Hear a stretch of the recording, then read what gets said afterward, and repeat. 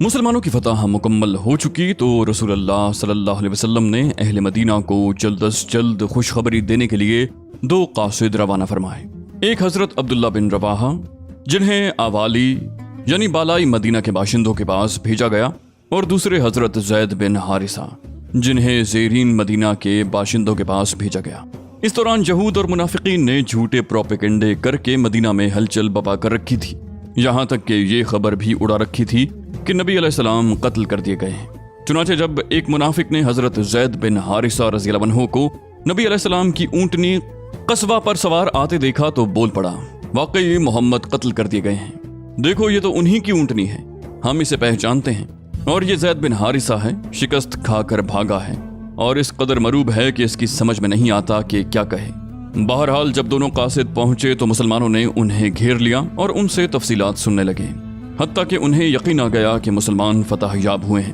اس کے بعد ہر طرف مسرت اور شادمانی کی لہر دوڑ گئی اور مدینے کے در و بام تہلیل و تکبیر کے نعروں سے گونج اٹھے، اور جو سربراوردہ مسلمان مدینے میں رہ گئے تھے وہ رسول اللہ صلی اللہ علیہ وسلم کو اس فتح مبین کی مبارکباد دینے کے لیے بدر کے راستے پر نکل پڑے۔ حضرت اسامہ بن زید کا بیان ہے کہ ہمارے پاس اس وقت خبر پہنچی جب رسول اللہ صلی اللہ علیہ وسلم کی صاحبزادی حضرت رقیہ رضی اللہ عنہا کو، جو حضرت عثمان رضی اللہ عنہ کے عقد میں تھیں، دفن کر کے قبر پر مٹی برابر کر چکے تھے۔ ان کی تیمارداری کے لیے عثمان رضی اللہ عنہ کے ساتھ مجھے بھی رسول اللہ صلی اللہ علیہ وسلم نے مدینے ہی میں چھوڑ دیا تھا۔ رسول اللہ صلی اللہ علیہ وسلم نے معرکہ ختم ہونے کے بعد 3 دن بدر میں قیام فرمایا، اور ابھی آپ علیہ السلام نے میدان جنگ سے کوچ نہیں فرمایا تھا کہ مال غنیمت کے بارے میں لشکر کے اندر اختلاف پڑ گیا، اور جب یہ اختلاف شدت اختیار کر گیا تو آپ علیہ السلام نے حکم دیا کہ جس کے پاس جو کچھ ہے وہ آپ علیہ السلام کے حوالے کر دیں۔ صحابہ کرام نے اس حکم کی تعمیل کی، اور اس کے بعد اللہ نے وحی کے ذریعے اس مسئلے کا حل نازل فرمایا۔ حضرت عبادہ بن صامت کا بیان ہے کہ ہم لوگ نبی علیہ السلام کے ساتھ مدینے سے نکلے اور بدر میں پہنچے، لوگوں سے جنگ ہوئی اور اللہ نے دشمن کو شکست دی۔ پھر ایک گروہ ان کے تعاقب میں لگ گیا اور انہیں کھدیڑنے اور قتل کرنے لگا، اور ایک گروہ مال غنیمت پر ٹوٹ پڑا اور اسے بٹورنے اور سمیٹنے لگا، اور ایک گروہ نے آپ علیہ السلام کے گرد گھیرا ڈالے رکھا کہ مبادہ دشمن دھوکے سے آپ علیہ السلام کو کوئی اذیت پہنچا دے۔ جب رات آئی اور لوگ پلٹ پلٹ کر ایک دوسرے کے پاس پہنچے تو مال غنیمت جمع کرنے والوں نے کہا کہ ہم نے اسے جمع کیا ہے، لہٰذا اس میں کسی اور کا کوئی حصہ نہیں۔ دشمن کا تعاقب کرنے والوں نے کہا تم لوگ ہم سے بڑھ کر اس کے حقدار نہیں، کیونکہ اس مال سے دشمن کو بھگانے اور دور رکھنے کا کام ہم نے کیا تھا۔ اور جو لوگ آپ علیہ السلام کی حفاظت فرما رہے تھے انہوں نے کہا ہمیں یہ خطرہ تھا کہ دشمن آپ کو غفلت میں پا کر کوئی اذیت نہ پہنچا دے، اس لیے ہم آپ علیہ السلام کی حفاظت میں مشغول رہے۔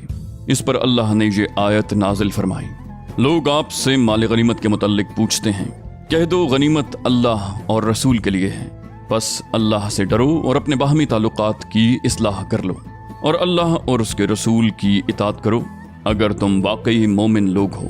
اس کے بعد رسول اللہ صلی اللہ علیہ وسلم نے اس مال غنیمت کو مسلمانوں کے درمیان تقسیم فرما دیا۔ رسول اللہ صلی اللہ علیہ وسلم 3 روز بدر میں قیام فرما کر مدینے کے لیے چل پڑے۔ آپ کے ہمراہ مشرک قیدی بھی تھے اور مشرکین سے حاصل کیا ہوا مال غنیمت بھی۔ آپ علیہ السلام نے حضرت عبداللہ بن کعب رضی اللہ عنہ کو اس کی نگرانی سونپی تھی۔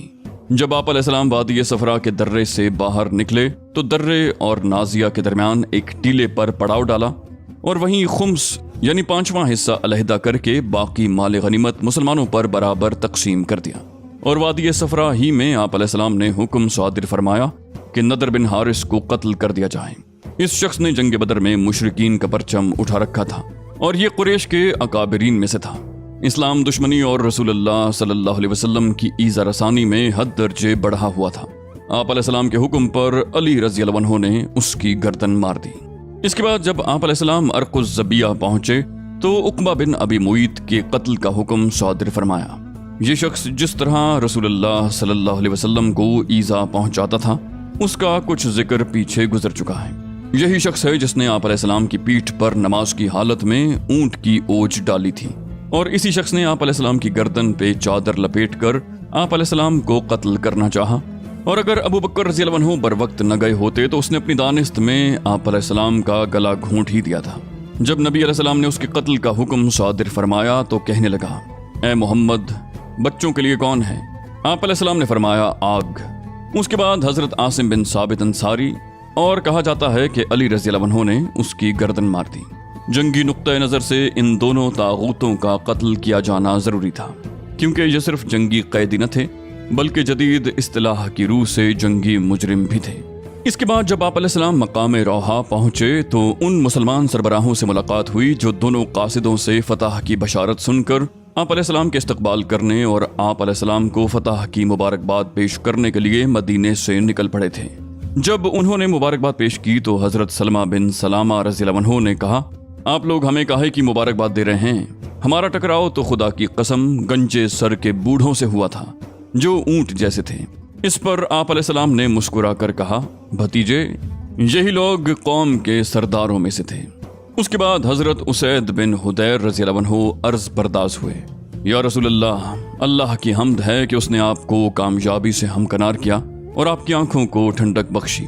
बाखुदा मैं ये समझते हुए बदर से पीछे न रहा कि आपका टकराव दुश्मन से होगा।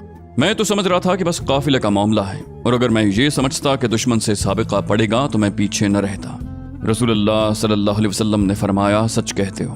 उसके बाद आप मदीना मुनव्वरा में इस तरह मुजफ्फर और मंसूर दाखिल हुए कि शहर और गिरदोपेश के सारे दुश्मनों पर आप अलैहिस्सलाम की धाक बैठ गई। इस फतह के असर से मदीने के बहुत से लोग हल्का बगोश इस्लाम हुए, और इसी मौके पर अब्दुल्ला बिन उबई और उसके साथियों ने भी दिखावे के लिए इस्लाम कबूल किया। आप अलैहिस्सलाम की मदीना तशरीफ आवरी के एक दिन बाद कैदियों की आमद हुई। आप अलैहिस्सलाम ने उन्हें सहाबा कराम पर तकसीम फरमा दिया और उनके साथ हुस्न सलूक की वसीयत फरमाई। इस वसीयत का नतीजा ये था कि सहाबा कराम खुद खजूर खाते थे लेकिन कैदियों को रोटी पेश करते। वाज़ेह रहे कि मदीने में खजूर बेहैसियत चीज थी और रोटी खासी गिरां कीमत। जब आप अलैहिस्सलाम मदीना पहुंच गए तो आपने सहाबा कराम से कैदियों के बारे में मशवरा किया। अबू बकर रज़ियल्लाहु अन्हु ने कहा, या रसूल अल्लाह, ये लोग चचेरे भाई और कुंबे कबीले के लोग हैं। मेरी राय है कि आप इनसे फिदिया ले लें। इस तरह जो कुछ हम लेंगे वो कुफ्फार के खिलाफ हमारी कुव्वत का जरिया होगा, और ये भी मुतवक्के है कि अल्लाह इन्हें हिदायत दे दे और वो हमारे बाजू बन जाएं। आप अलैहिस्सलाम ने फरमाया, इब्ने खत्ताब, तुम्हारी क्या राय है? उन्होंने कहा, वल्लाह मेरी वो राय नहीं है जो अबू बकर की है। मेरी राय यह है कि आप फुलां को मेरे हवाले कर दें और मैं उसकी गर्दन मार दूं।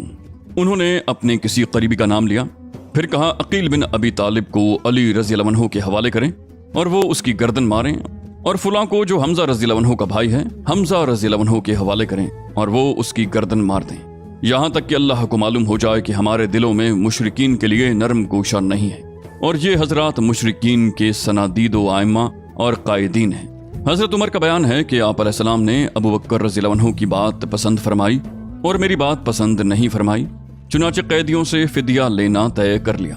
उसके बाद जब अगला दिन आया तो मैं सुबह ही सुबह आप अलैहिस्सलाम और अबू बकर रज़ियल्लाहु अन्हु की खिदमत में हाजिर हुआ। वो दोनों रो रहे थे। मैंने कहा, ए अल्लाह के रसूल, मुझे बताएं आप और आपके साथी क्यों रो रहे हैं? अगर मुझे भी रोने की वजह मिली तो रोऊंगा, और अगर न मिल सकी तो आप हजरात के रोने की वजह से रोऊंगा। आप अलैहिस्सलाम ने फरमाया, फिदिया कबूल करने की वजह से तुम्हारे असहाब पर जो चीज पेश की गई है उसकी वजह से रो रहा हूँ। और आप अलैहिस्सलाम ने एक करीबी दरख्त की तरफ इशारा करते हुए फरमाया, मुझ पर उनका अजाब इस दरख्त से भी ज्यादा करीब पेश किया गया। अल्लाह ने ये आयत नाजिल फरमाई, किसी नबी के लिए दुरुस्त नहीं कि उसके पास कैदी हों, यहाँ तक कि वो जमीन में अच्छी तरह खूरेजी कर ले। तुम लोग दुनिया का सामान चाहते हो और अल्लाह आखिरत चाहता है, और अल्लाह गालिब और हिकमत वाला है।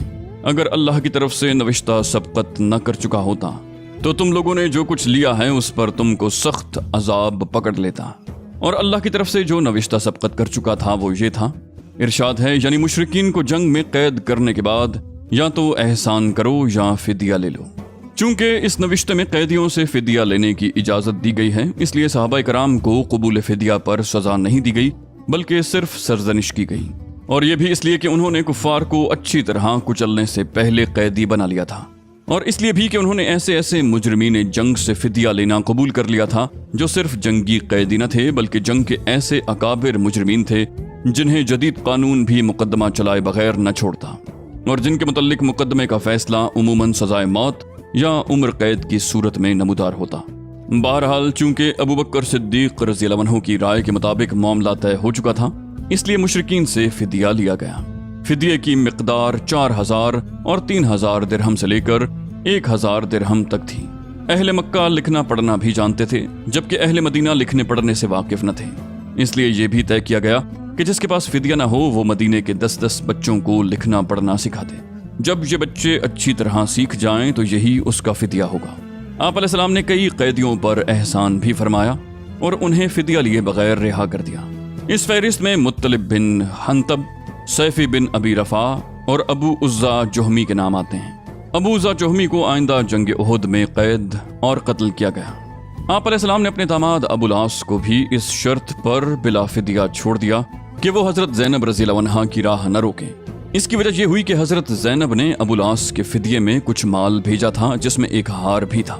یہ ہار در حقیقت حضرت خدیجہ رضی اللہ عنہا کا تھا، اور جب انہوں نے حضرت زینب کو ابو العاص کے پاس رخصت کیا تھا تو یہ ہار انہیں دے دیا تھا۔ آپ علیہ السلام نے اسے دیکھا تو آپ علیہ السلام پر بڑی رقت طاری ہو گئی اور آپ نے صحابہ کرام سے اجازت چاہی کہ ابو العاص کو چھوڑ دیں۔ صحابہ نے اسے بصر و چشم قبول کر لیا اور آپ علیہ السلام نے ابو العاص کو اس شرط پر چھوڑ دیا کہ وہ حضرت زینب کی راہ چھوڑ دیں۔ چنانچہ ابو العاص نے ان کا راستہ چھوڑ دیا اور حضرت زینب نے ہجرت فرمائی۔ آپ علیہ السلام نے حضرت زید بن حارثہ اور ایک انصاری صحابی کو بھیجا کہ تم دونوں بطن یا جج میں رہنا، جب زینب تمہارے پاس سے گزریں تو ساتھ ہو لینا۔ یہ دونوں حضرات تشریف لے گئے اور حضرت زینب رضی اللہ عنہا کو ساتھ لے کر مدینے واپس آئے۔ حضرت زینب کی ہجرت کا واقعہ بڑا طویل اور المناک ہے۔ قیدیوں میں سہیل بن عمر بھی تھا جو بڑا زبان آور خطیب تھا۔ عمر رضی اللہ عنہ نے کہا، اے اللہ کے رسول، سہیل بن عمر کے اگلے 2 دانت توڑوا دیجئے، اس کی زبان لپٹ جایا کرے گی اور وہ کسی جگہ خطیب بن کر آپ کے خلاف کبھی نہ کھڑا ہو سکے گا۔ لیکن آپ علیہ السلام نے ان کی یہ گزارش مسترد کر دی، کیونکہ یہ مسئلے کے ضمن میں آتا تھا جس پر قیامت کے روز اللہ کی طرف سے پکڑ کا خطرہ تھا۔ حضرت سعد بن نعمان رضی اللہ عنہ عمرہ کرنے کے لیے نکلے تو انہیں ابو سفیان نے قید کر لیا۔ ابو سفیان کا بیٹا عمر بھی جنگ بدر کے قیدیوں میں تھا، چنانچہ عمر کو ابو سفیان کے حوالے کر دیا گیا اور اس نے حضرت سعد رضی اللہ عنہ کو چھوڑ دیا۔ اسی غزوے کے تعلق سے سورہ انفال نازل ہوئی، جو در حقیقت اس غزوے پر ایک خدائی تبصرہ ہے، اگر یہ تعبیر صحیح ہو، اور یہ تبصرہ بادشاہوں اور کمانڈروں وغیرہ کے فاتحانہ تبصروں سے بالکل ہی جداگانہ ہے۔ اس تبصرے کی چند باتیں مختصراً یہ ہیں۔ اللہ تعالیٰ نے سب سے پہلے مسلمانوں کی نظر ان کوتاہیوں اور اخلاقی کمزوریوں کی طرف مبذول کرائی جو ان میں فی جملہ باقی رہ گئی تھیں، اور جن میں سے بعض کا اظہار اس موقع پر ہو گیا تھا۔ اس توجہ دہانی کا مقصود یہ تھا کہ مسلمان اپنے آپ کو ان کمزوریوں سے پاک صاف کر کے کامل ترین بن جائیں۔ اس کے بعد اس فتح میں اللہ تعالیٰ کی جو تائید اور غیبی مدد شامل تھی اس کا ذکر فرمایا۔ اس کا مقصود یہ تھا کہ مسلمان اپنی شجاعت و بصالت کے فریب میں نہ جائیں، جس کے نتیجے میں مزاج اور طبع پر غرور اور تکبر کا تسلط ہو جاتا ہے، بلکہ وہ اللہ تعالیٰ پر توکل کریں اور اس کے اور پیغمبر کی اطاعت کیش رہیں۔ پھر ان بلند اغراض و مقاصد کا تذکرہ کیا گیا جن کے لیے آپ علیہ السلام نے اس خوفناک اور خونریز مارکے میں قدم رکھا تھا، اور اسی ضمن میں ان اخلاق و اوصاف کی نشاندہی کی گئی جو مارکوں میں فتح کا سبب بنتے ہیں۔ پھر مشرکین اور منافقین کو اور یہود اور جنگی قیدیوں کو مخاطب کر کے فصیح و بلیغ نصیحت فرمائی گئی تاکہ وہ حق کے سامنے جھک جائیں اور اس کے پابند بن جائیں۔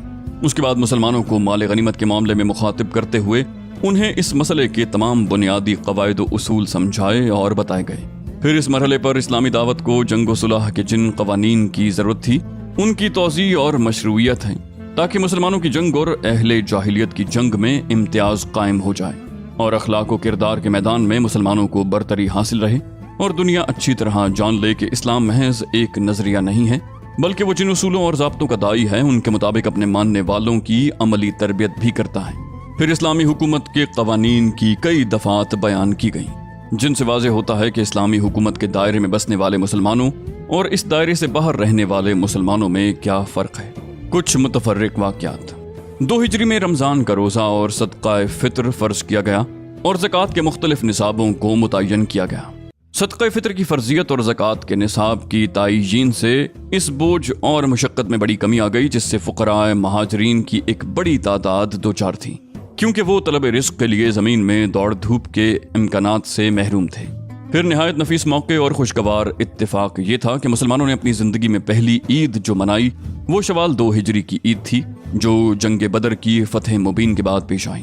کتنی خوشگوار تھی یہ عید سعید، جس کی سعادت اللہ تعالیٰ نے مسلمانوں کے سر پر فتح و عزت کا تاج رکھنے کے بعد عطا فرمائی، اور کتنا ایمان افروز تھا اس نماز عید کا منظر، جسے مسلمانوں نے اپنے گھروں سے نکل کر تکبیر و توحید اور تمہید و تسبیح کی آوازیں بلند کرتے ہوئے میدان میں جا کر ادا کیا تھا۔ اس وقت حالت یہ تھی کہ مسلمانوں کے دل اللہ کی دی ہوئی نعمتوں اور اس کی ہوئی تائید کے سبب اس کی رحمت و رضوان کے شوق سے لبریز اور اس کی طرف رغبت کے جذبات سے معمور تھے، اور ان کی پیشانیاں اس کے شکر و سپاس کی ادائیگی کے لیے جھکی ہوئی تھیں۔